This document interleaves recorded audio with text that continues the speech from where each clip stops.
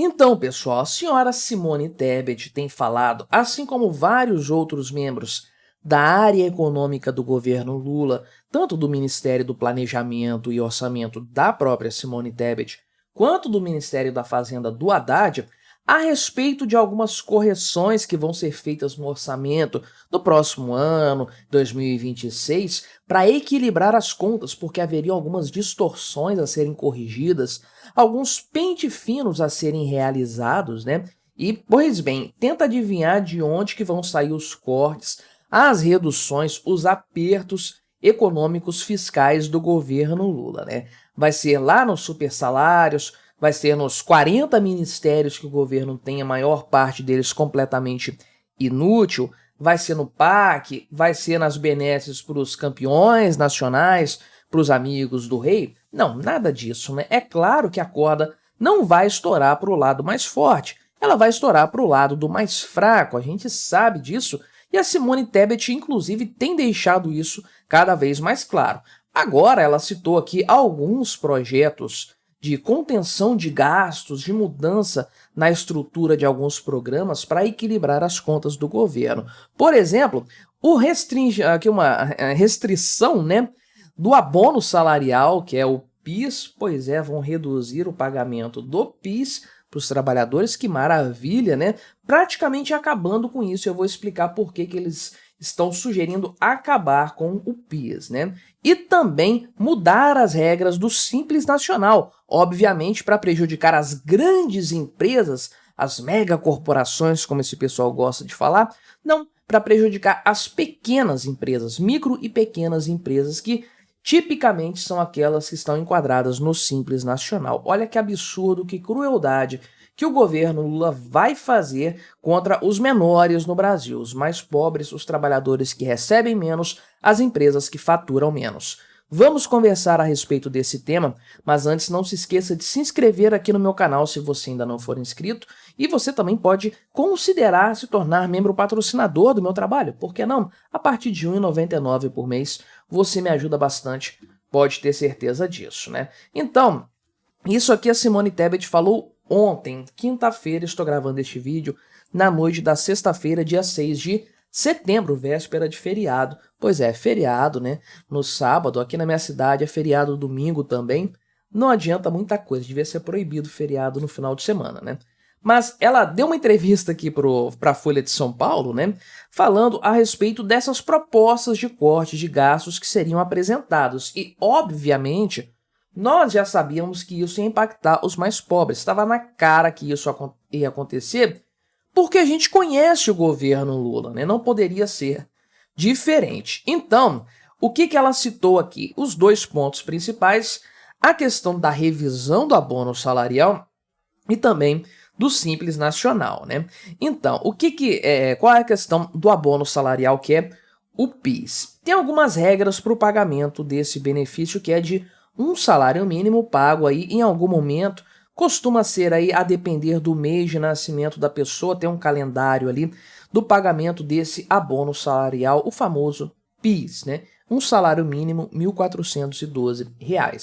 A pessoa tem que ser elegível para isso, né? No caso, ela tem que ter mais de 5 anos de carteira assinada, a pessoa tem que ter tido um salário inferior, uma média salarial, né, inferior a 2 salários mínimos, e tem que ter trabalhado pelo menos um mês dentro do ano de pagamento. Agora, em 2024, o PIS de 2022 estava sendo pago, tá tudo atrasado esse negócio aí, né? Então, esse PIS lá de 2022, isso começou a ser atrasado na época da Dilma Rousseff, tá? Diga-se de passagem. Se a pessoa trabalhou em 2022 pelo menos um mês e cumpre os outros requisitos, ela recebe proporcionalmente aos meses trabalhados. Se ela trabalhou o ano todo de 2022, ela recebe o PIS integralmente, né, desde que cumpra aqueles critérios. O que a Simone Tebet está sugerindo isso aqui, para essa questão, né? Então, ela está falando o seguinte, que uma das ideias do PIS, né, de revisão do PIS, é reduzir essa linha de corte para um salário mínimo, ou seja, só recebe o PIS quem recebe um salário mínimo em média, né? E a grande questão é, Quem que recebe um salário mínimo em média aqui no Brasil, né? As empregadas domésticas geralmente são contratadas por um salário mínimo. Beleza, elas não recebem PIS. Só pessoas que estão vinculadas a um CNPJ. Então, a empregada doméstica já não recebe isso aí. Agora, o pessoal que trabalha em indústria, no comércio, no serviço, em atividades específicas, tipicamente essas pessoas têm uma categoria profissional representada por sindicato que tem uma convenção coletiva e estabelece um salário que sempre é maior do que o salário mínimo. Não faria sentido ter uma convenção coletiva preceituando o salário mínimo, simplesmente o mínimo nacional, né? Cada categoria tem o seu salário base, o seu mínimo, que tipicamente ou quase sempre ou sempre é maior do que o salário mínimo. Então, obviamente, isso aqui, se a Simone Tebet levar adiante essa história e essa ideia emplacar de só pagar aqui o abono salarial para quem recebe, em média, um salário mínimo por mês, ninguém mais vai receber no Brasil, né? Sei lá, uma parcela ínfima dos recebedores atuais, né? Então, isso aí realmente é uma coisa que extingue por completo esse programa, que recebe verbas, aí recebe dinheiro das próprias empresas, que pagam isso no seu faturamento, né? As empresas pagam PIS, e, além do mais, até mesmo associações, igrejas, entidades, CNPJs, pessoas jurídicas que não têm faturamento, portanto não pagam PIS sobre o faturamento, pagam PIS em cima da folha de pagamento, justamente para ajudar a custear essa questão aí. A verba tá lá, o dinheiro tá lá, o governo quer pegar isso para outra área e que se lasque o trabalhador nisso aí, né? Especialmente o trabalhador mais pobre. Estamos falando aqui de pessoas que recebem no máximo R$ 2.824 por mês, que não é nenhuma fortuna, meu amigo. No Brasil de hoje não é nenhum valor exorbitante, né? A pessoa aí, se tem que sustentar uma casa com essa grana, já passa apertado, né? Principalmente se for numa cidade grande, enfim, né? Mas a Simone Tebet está defendendo isso aqui de forma clara, né? Falando aqui que pode ou acabar com o abono de vez ou diminuir de 2 para apenas um salário mínimo, né? Então, realmente uma coisa assim pavorosa, né? Mas é a ideia do governo Lula sempre pesando o orçamento para o lado do mais pobre, é claro, né? E aí ela vem falar depois do Simples Nacional, né? Ou Super Simples. Já dá para ver como ela tá por dentro do tema, chamando de Super Simples, que era um nome que tinha lá, sei lá, em 2007, né? Ela tá atrasada 17 anos na nomenclatura que ela tá usando aqui na definição, né? Mas ela tá falando aqui o seguinte, né? Que alguns gastos tributários, né, não precisam ser extintos, mas aprimorados, né? É engraçado como o governo trata essas coisas, né? O governo dá uma isenção para uma empresa, por exemplo, para um setor. O governo diz que está renunciando, renúncia fiscal, né? Eu renuncio a roubar essa empresa. Que maravilha isso, né? Que coisa impressionante. O governo está roubando das pessoas físicas e jurídicas, né? E depois, quando ele deixa de roubar algumas pessoas, ele diz que está... eu estou aqui... como é que é o gasto tributário? Estou fazendo um gasto tributário, né? Estou renunciando a roubar aquela pessoa. Um absurdo completo. Então a Simone Tebet trata o Simples Nacional como sendo um gasto tributário por parte do governo, né? É uma conta que o governo paga.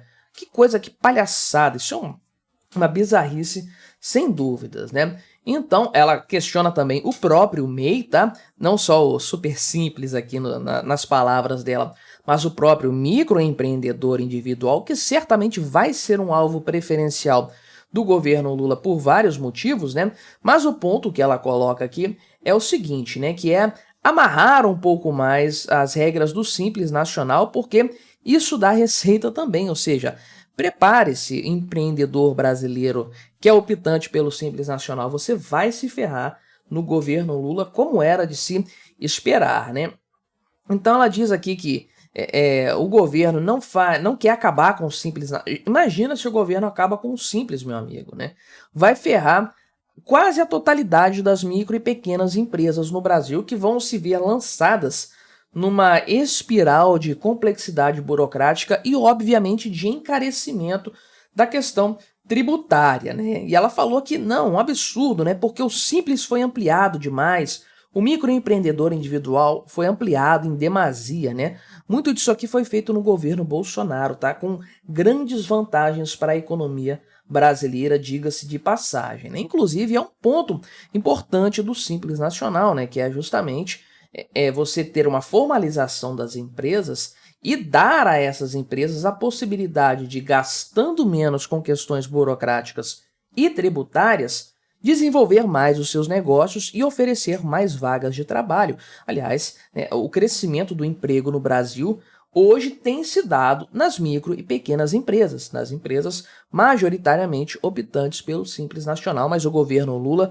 a Simone Tebet, a equipe econômica desse desgoverno fingem não saber disso, né?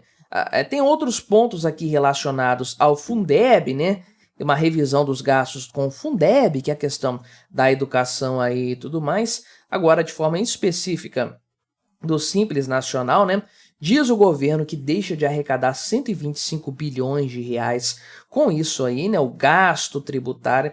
Fala sério, olha o tanto que o governo quer roubar mais dos empresários todos os anos. É uma coisa impressionante, né? E aí estão em discussão alguns pontos aqui, mas o grande ponto mesmo, a grande questão-chave é o que a Simone Tebet deixou claro para todos nós é algo que nós já sabíamos, né? Que o governo Lula vai fazer arroxo fiscal, vai fazer equilíbrio fiscal na conta do mais pobre. É assim que o pobre vai entrar no orçamento do governo Lula, né? Quem poderia imaginar? Mas me diga aí o que você achou da minha análise, colabore com o nosso debate, se inscreva no meu canal se você ainda não for inscrito e até a próxima.